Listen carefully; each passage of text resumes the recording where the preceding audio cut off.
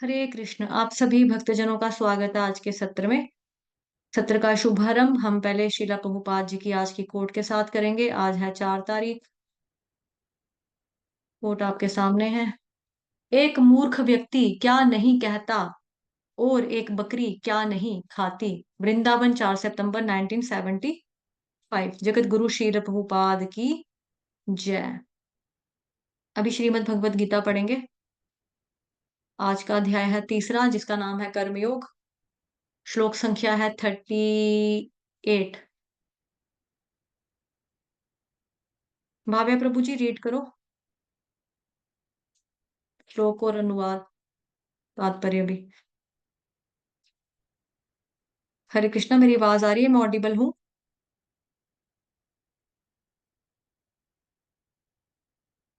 भाव्य प्रभु जी आपको सुनाई दे रहा है? रीड करना है तात्पर्य, अनुवाद और ये श्लोक।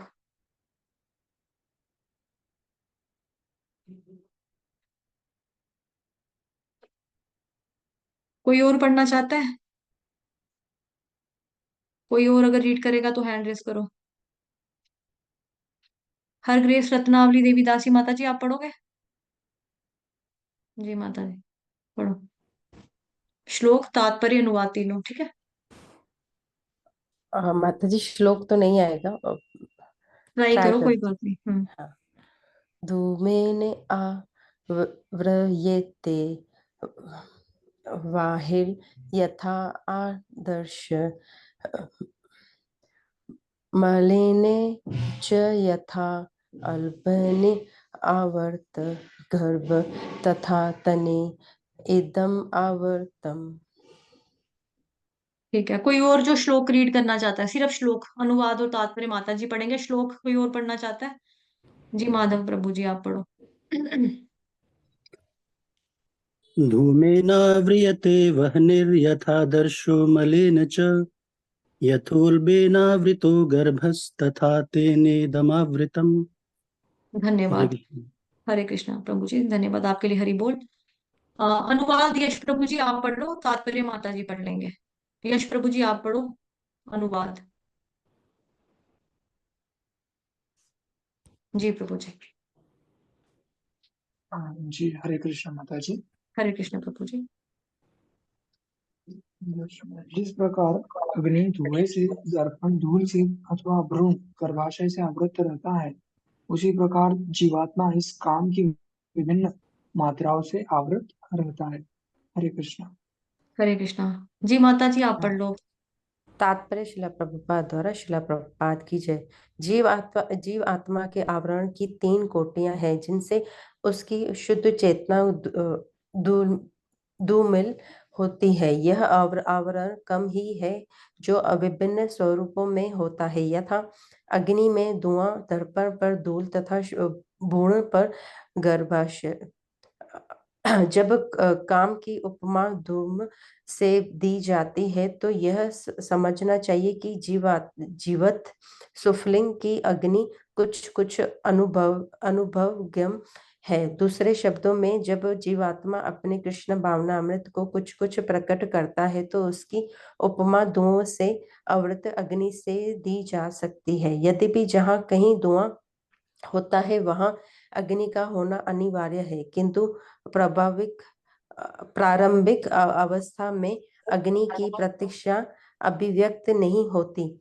यह अवस्था कृष्ण भावनामृत के शुभारंभ जैसी है। दर्पण पर धूल का उदाहरण मन रूपी दर्पण को अनेकों नेक आध्यात्मिक आध्यात्मिक विधियों से स्वच्छ करने की प्रक्रिया के समान है। उसकी सर्वश्रेष्ठ विधि है भगवान के पवित्र नाम का संकीर्तन। गर्भाशय द्वारा आवृत भ्रूण का दृष्टांत असहाय अवस्था से दिया गया है, क्योंकि गर्भस्थित शिशु इधर उधर हिलने के लिए भी स्वतंत्र नहीं रहता। जीवन की यह अवस्था वृक्षों के समान है। वृक्ष भी जीवात्मा है, किंतु उसमें और उनमें काम की प्रबलता को देखते हुए उन्हें ऐसी योनि मिली है कि वे प्रायः चेतना शून्य होते हैं। धूमल दर्पण पक्षियों के समान है और धूम से आवृत अग्नि मनुष्य के समान है। मनुष्य के रूप में जीवात्मा में थोड़ा बहुत कृष्ण भावनामृत का उदय होता है, और यदि वह और प्रगति करता है तो आध्यात्मिक जीवन की अग्नि मनुष्य जीवन में प्रज्वलित हो सकती है। यदि अग्नि के धुओं को ठीक से नियंत्रित किया जाए तो अग्नि जल सकती है। अतः यह मनुष्य जीवात्मा के लिए ऐसा सुअवसर है जिससे वह संसार के बंधन से छूट सकता है। मनुष्य जीवन में काम रूपी शत्रु को योग्य निर्देशन में कृष्ण भावनामृत के अनुशीलन द्वारा जीता जा सकता है। धन्यवाद माता जी। हरे कृष्ण जी। हरे कृष्ण। तो इसमें 3 एग्जाम्पल्स दी हैं, एक अग्नि धुएं की, एक दर्पण धूल की, तीसरी दी है प्रेग्नेंट वुमेन की। ठीक है, तो एक बार फिर से इसका अनुवाद जो है वो मैं पढ़ लूंगी। जिस प्रकार अग्नि धुएं से, दर्पण धूल से अथवा भ्रूण गर्भाशय से आवृत रहता है, उसी प्रकार जीवात्मा इस काम की विभिन्न मात्राओं से आवृत रहता है। तो आवृत का मतलब होता है कवर्ड, ढका हुआ। ठीक, अब इस श्लोक में भगवान ये बता रहे हैं कि जो काम होता है ना, जहां ये जो लिखा है उसी प्रकार जीवात्मा इस काम की विभिन्न मात्राओं में, तो बेसिकली यहाँ पर काम के लिए ही एग्जाम्पल दी जा रही है, 3 काम को समझाने के लिए। ठीक है, तो इस श्लोक में भगवान बता रहे हैं कि ये जो काम होता है इसमें बेसिकली क्या होती है, लेयर्स होती हैं। किसी में पतली लेयर होती है, किसी में थोड़ी सी मोटी लेयर होती है, किसी में बहुत ज्यादा मोटी लेयर होती है। किस चीज की लेयर होती है, काम की विभिन्न मात्राओं से आवृत रहता है। विभिन्न मात्रा, मात्रा मतलब क्वांटिटी, कि काम तो सबके अंदर है ना, लेकिन काम की विभिन्न अलग अलग विभिन्न मात्राओं से आवृत रहता है। तो किसी में पतली लेयर, किसी में मोटी लेयर, किसी में बहुत ज्यादा मोटी लेयर। ठीक, तो जीवात्मा के आवरण की 3 कोटियां हैं। ये कोटियां क्या करती हैं, जिनसे उनकी शुद्ध चेतना धूमिल होती है। ठीक है, अब ये भगवान जी ने बेसिकली जो बताया ना, ये एक इंक्रीजिंग ऑर्डर बता दिया यहाँ पर। तो पहला उदाहरण जो भगवान जी ने यहाँ पर दिया है वो दिया है अग्नि में धुएं का। ठीक है, अग्नि में धुआं, दूसरा दर्पण पर धूल, तीसरा भ्रूण पर गर्भाशय। ये 3 भगवान जी ने एग्जाम्पल्स दिए, उपमा दिए, जिसके माध्यम से हमें समझाया प्रभुपाद जी ने तात्पर्य में अच्छे से। फर्स्ट एग्जाम्पल भगवान ने दी अग्नि धुएं की। जो आग होती है ना वो धुएं से ढकी हुई होती है, लेकिन फिर भी जो अग्नि होती है वो जलती रहती है, वो बुझी हुई नहीं होती है। जैसे हम कई बार यज्ञ करते हैं, स्वाहा स्वाहा हवन इत्यादि करते हैं, तो उसमें क्या होता है, जब संपूर्ण आहुति देने की बारी आती है तो हम क्या करते हैं, खड़े हो जाते हैं, लकड़ी और नहीं डालते, लेकिन हम सारी की सारी हवन सामग्री जो बची होती है वो पूरी की पूरी उसमें उलट देते हैं, डाल देते हैं। तो आप देखेंगे कि उसमें धुआं निकलता रहता है, धुआं निकलता रहता है, लेकिन आग हमको दिखाई नहीं देती, धुआं लग रहा है, धुआं निकलता रहता है। और एक कहावत भी है ना, धुआं वहीं पर उठता है जहां पर आग लगी हो। तो दैट मीन्स कि आग तो है, लेकिन उसको धुएं ने कवर कर रखा है, धुएं की वजह से हम आग को देख नहीं पाते। तो ये होगी हमारे आवरण की पहली लेयर, यानी कि पतली लेयर, इतनी मोटी नहीं है, पतली है, सिर्फ कवर करता है उसको। ये सबसे पतली लेयर है। किसकी लेयर है पतली लेयर, लस्ट की, यानी कि काम की, क्योंकि काम को इंग्लिश में लस्ट कहते हैं ना। अगर किसी की ऐसी लस्ट हो, यानी कि उसमें ज्ञान होता है, वो जानता है सही क्या है गलत क्या है, हालांकि उसके अंदर काम हो सकता है, उस पर्सन के अंदर लस्ट हो सकती है, फिर भी उसको मालूम है कि सही क्या, what is wrong what is right, उसको इतना पता है सही क्या गलत क्या मालूम है। लेकिन उसके ऊपर इतनी लस्ट है कि वो इतनी मोटी नहीं है कि उसके ज्ञान को ही ढक ले। लेकिन हाँ, उसके अंदर कामुकता हो सकती है, क्योंकि काम की बात हो रही ना, तो कामुकता हो सकती है उस व्यक्ति के अंदर। तो ऐसे कई संत पुरुष भी होते हैं जो ज्ञान स्थिर है, लेकिन हाँ थोड़ा सा काम अभी उनमें बाकी है। लेकिन ये जो काम है उनके ज्ञान को ढकता नहीं है, बुझाता नहीं है। तो ये लस्ट की पहली लेयर है।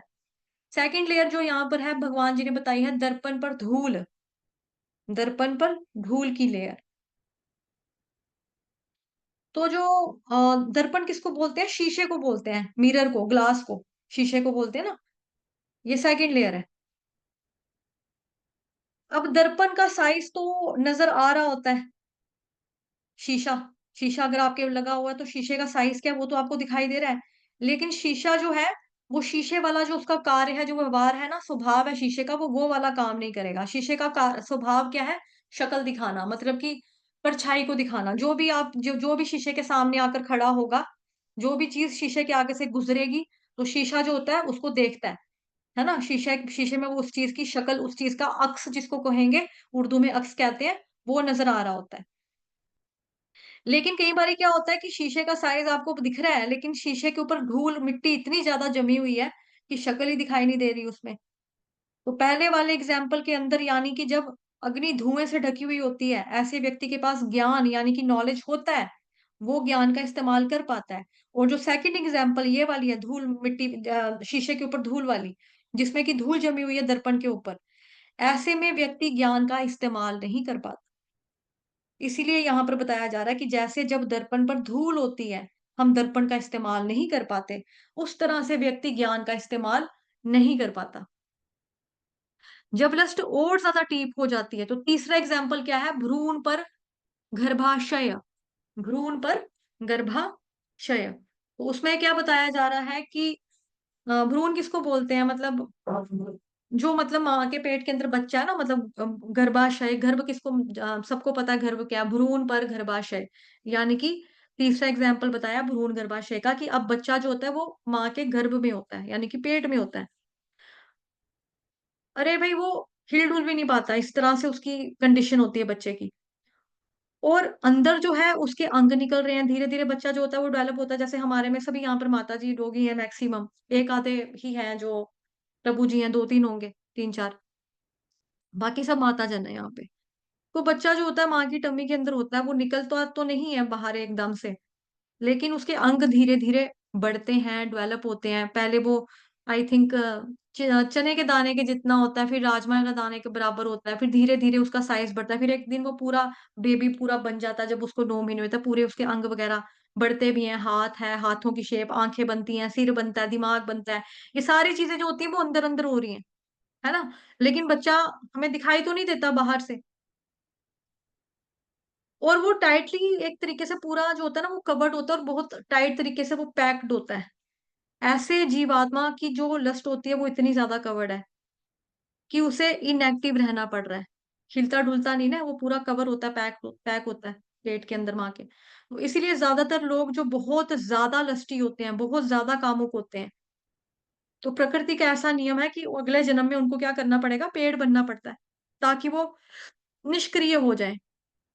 बिकॉज जो भक्ति है वो तो सक्रिय प्रोसेस है ना, अनुशीलन प्रोसेस है वो। उसमें मतलब एक्टिव प्रोसेस है वो, इनएक्टिव प्रोसेस तो है ही नहीं है। भक्ति में अगर कोई भी इंसान होगा उसको कर्म तो करना ही पड़ेगा, अदरवाइज जो मनुष्य जीवन में भी है उसको कर्म तो करना पड़ेगा। लेकिन यहाँ पे खास तौर पे जो बात बताई जा रही है लस्ट की, यानी कि काम की बात बताई जा रही है। तो प्रकृति का ऐसा नियम है कि अगले जन्म में उनको पेड़ बनना पड़ता है, ताकि वो निष्क्रिय हो जाए। क्योंकि पेड़ जो होते हैं वो एक जगह पे खड़े रहते हैं, है ना, वो हिलते डुलते तो नहीं है, एक ही जगह पे खड़े रहते हैं वो। मनुष्य जो होता है वो एक जगह से चलकर जा रहा है, खड़ा हो रहा है, उठ रहा है, बैठ रहा है, कभी बाथरूम जा रहा है, कभी घूमने के लिए चला गया, कभी ऑफिस में चला गया, कभी स्कूल में चला गया। तो इंसान तो घूमता फिर रहा है। लेकिन प्रकृति का नियम ऐसा है कि अगर जो व्यक्ति जो होगा वो बहुत ज्यादा कामी होगा, बहुत ज्यादा लस्टी होगा, क्यों? क्योंकि उसका ज्ञान टोटली कवर्ड है, उस बच्चे की तरह जो कि माँ के गर्भ के अंदर कवर्ड है। उस व्यक्ति के साथ क्या होगा कि उसको पेड़ बनाएंगे अगले जन्म में। अगर वो सक्रिय रहेंगे तो उत्पात मचाएंगे समाज के अंदर। इसीलिए ऐसे लोगों को पेड़ की योनि दे दी जाती है। पेड़ की योनि, आपने मालूम है कि यमल वृक्ष जो अर्जुन बने थे, नलकुबेर के बच्चे, नलकुबेर यानी कि धन का राजा जो कुबेर है, कुबेर के बच्चे नल और कुबेर, उसके दो बच्चे थे ना, जिनको नारद मुनि ने शाप दिया था। क्योंकि उनको कैलाश धाम में शिव जी भगवान ने क्या किया था, महादेव ने उनको बगीचा दिया एक, कि भाई आप यहाँ पर आकर अपनी भक्ति कर सकते हो आराम से, जो भी भक्ति करनी है। उनको तो ये चाहिए था कि भाई हम भक्ति में आगे ग्रो करें, माला जपें, शास्त्रों का अध्ययन करें। लेकिन उन लोगों ने क्या किया, वहां पर मल्टीपल लेडीज के साथ संबंध बनाए, शराबे पीनी, आंखें पूरी नशे में धुत, लाल लाल रहना, नारद मुनि वहां से जब निकलते हैं तो उन्होंने नारद मुनि को ऐसे देखा जैसे इनको यही रास्ता मिला था यहाँ से आने का, और कोई रास्ता नहीं बचा था। तो नारद मुनि जो होते हैं उनको श्राप दे देते हैं कि भाई आप अब पेड़ बन के रहना। तो फिर कृष्ण भगवान आते हैं द्वापर युग में, जब उखल बंधन की लीला वो करते हैं, तो अटकाते हैं वहां पर जाकर अपने उखल को उन पेड़ों के, तो पेड़ों में से वो दोनों प्रकट हो जाते हैं, तो उनका उद्धार होता है। तो बेसिकली भले ही नारद मुनि ने शाप दिया था उनका, लेकिन वो शाप उनके लिए एक वरदान साबित हुआ था, क्योंकि साधु संग सर्व शास्त्र कहे, लव मात्र साधु संग सर्व सिद्धि होए। तो साधु का संग करना चाहिए, उसके लिए तो सारे शास्त्र यही कहते हैं, सारे शास्त्रों का यही कथन है।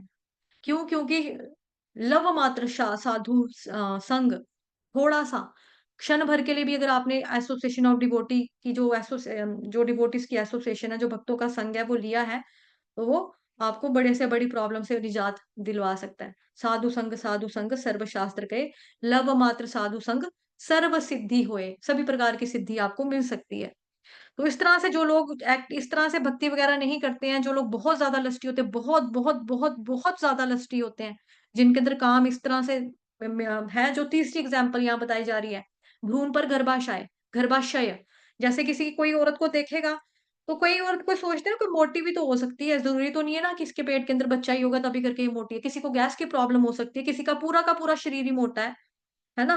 कोई आदमी है तो आदमी ही पूरा मोटा है, तो हो सकता है, क्या पता लगता है। तो उसी तरह से जो नॉलेज है बेसिकली टोटली कामुकता की वजह से ढकी हुई होती है, कवर्ड होती है, तीसरे एग्जाम्पल की तरह। ऐसे लोगों को भगवान जी अगले जन्म में क्या करते हैं, पेड़ की योनि देते हैं, ताकि ये समाज के अंदर उत्पात ना मचाए, जैसे करके उन दोनों को दे दिया था कि भाई पेड़ बन के रहो। तो ये 3 लेवल बताया गया है कि किस प्रकार से व्यक्ति can be lusty, more lusty and most lusty. जैसे होता ना, हम डिग्री ऑफ कंपैरिजन पढ़ते थे, beautiful, more beautiful, most beautiful. तो लस्टी, मोर लस्टी, मोस्ट लस्टी। पहले वाले केस के अंदर व्यक्ति फिर भी ज्ञान का इस्तेमाल कर सकता है, क्या पाप है, क्या पुण्य है, क्या गलत है, क्या सही है, क्या चीज ठीक है मेरे लिए, क्या करना है, क्या नहीं करना, वो सोच समझने की बुद्धि इतनी रखता है। बाकी सेकंड में ज्ञान होता है, लेकिन ज्ञान का इस्तेमाल नहीं कर पाता। और तीसरे वाला व्यक्ति जो होता है वो इनएक्टिव हो जाता है। व्यक्ति की चेतना इतनी ज्यादा दब जाती है, इतनी ज्यादा दब जाती है कि जो कि एक व्यक्ति के लिए बहुत ही हताशाजनक कंडीशन है। ठीक है, कि भ्रूण पर गर्भाशय का जो एग्जाम्पल यहाँ पर दिया गया है। तो ये हमारे आज का था। और इसमें यही है कि भाई आपको क्या करना होगा।